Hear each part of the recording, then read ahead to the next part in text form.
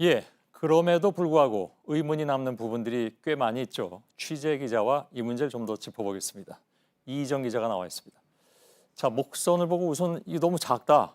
뭐 어떻게 보면 그냥 보트, 그러니까 놀이배 정도로 느껴질 정도인데 그게 이렇게 멀리 옵니까?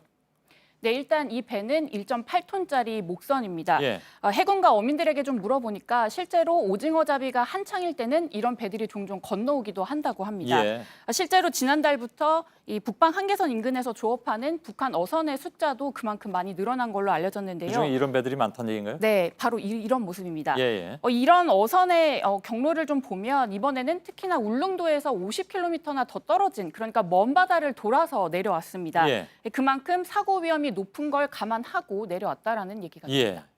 지금 그 항로를 분석한 내용을 보면 어로 활동을 한 건 맞다는 건데 뭐 더 나온 얘기가 있습니까? 네, 오늘 국정원이 국회 정보위원회에서 보고한 내용인데요. 그러니까 국가수에 의뢰한 이 GPS의 일부 흔적이 남아 있었다고 합니다. 예. 물론 이게 이제 출발부터 다 모든 흔적이 나와 있는 건 아니지만 이 남아 있는 내용을 토대로 볼 때 국정원은 이 어로 활동으로 위장을 해서 남측으로 내려오는 계획을 세운 거다 이렇게 설명을 하고 있습니다. 예. 아, 그러니까 원래 목적은 어로 활동이 아니다. 그러니까 어로 활동을 그냥 위장했을 뿐이다 이런 얘기인가요? 초반에는 실제로 어로 활동을 했고 예. 북측에서 했고 그 이후에 이제 위장 그 조업을 하고 나서 넘어와서는 네, 맞습니다. 근데 예. 중간중간에 어떤 항적이 다 있는 게 아니기 때문에 예. 조금 더 추가 조사가 필요한 부분입니다. 예. 근데 왜 그 북방 한계선을 넘어와서 3일 동안이나 있었잖아요. 우리 영해 위에.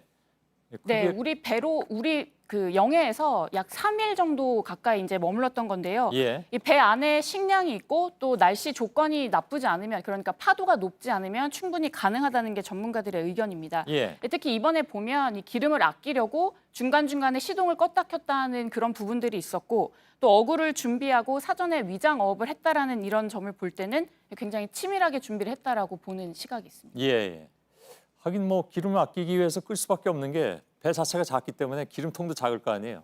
그러니까 뭐 오래 갈 수가 없는 거니까 그건 뭐 이해는 가는데 이게 그 먼 바다까지 이 조그마한 배로 그죠? 어떻게 보면 이제 한강 정도 건너가는 배 정도로 보여서 여러 가지 좀 궁금증이 많이 남았습니다. 어선이 떠내려오는 동안에 해안 감시 레이더에 잡히지 않았다는 얘기잖아요. 그게 뭐 목선이라서 그렇습니까? 아니면 너무 작아서? 둘 다입니다.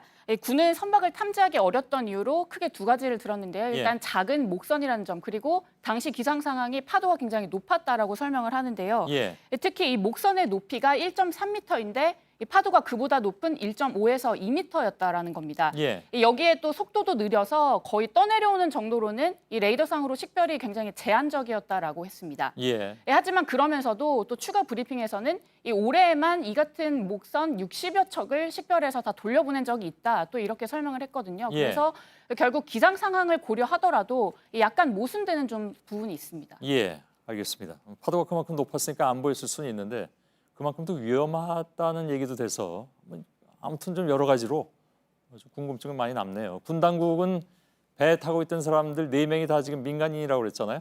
중간에 한 사람은 군인이었다는 얘기를 하다가 다시 또 4명이 민간인 것으로 또 말이 바뀌었습니다. 근데 남쪽으로 온 이유는 정확하게 밝혀진 게 뭡니까? 일단 이 부분은 이 신원에 관련된 거기 때문에 굉장히 제한된 정보로만 좀 그 이야기가 있었는데요. 예. 일단 남한에 남은 2명은 선장과 선원 1명으로 이제 알려졌습니다. 예. 특히 이제 선장 같은 경우에는 북한에서 일종의 가정 불화를 좀 겪었다라고 이야기를 했고 선원은 북한에서 이 한국 영화를 상습적으로 본 혐의로 최근에 보위부에서 조사를 받고 처벌을 기다리고 있는 중이었다. 그래서 그게 두려워서 내려왔다라고 설명을 예. 했다고 합니다. 그러면 이 두 사람은 그렇게 이해를 한다고 해도 올라간 사람들은 뭡니까? 여기까지 와가지고. 네, 애초에 맞습니다. 이런 계획이 없이 그냥 떠났다는 얘기인지 그게 궁금하네요. 일단 좀 추가적으로 설명드릴 부분이 이 배에 타고 있던 4명 다 모두 송환 계획서에 처음에는 서명을 했다고 합니다. 아, 그런데 그래요? 예. 네, 조금 전 이제 정보위원회에서 좀 취재 추가를 해서 이제 나온 부분인데요. 예. 모두 4명이 송환 확인서를 썼다가 이 선장이 맨 먼저 남겠다라고 이야기를 했고 선원이 뒤따라서 그럼 나도 남겠다라고 이야기를 했다는 겁니다. 아, 그래요? 예. 그래서 이 2명은 남기로 했고 그리고 당초 알려진 대로 나머지 2명은 이제 북한으로 가기를 원해서 보내줬다라는 겁니다. 예.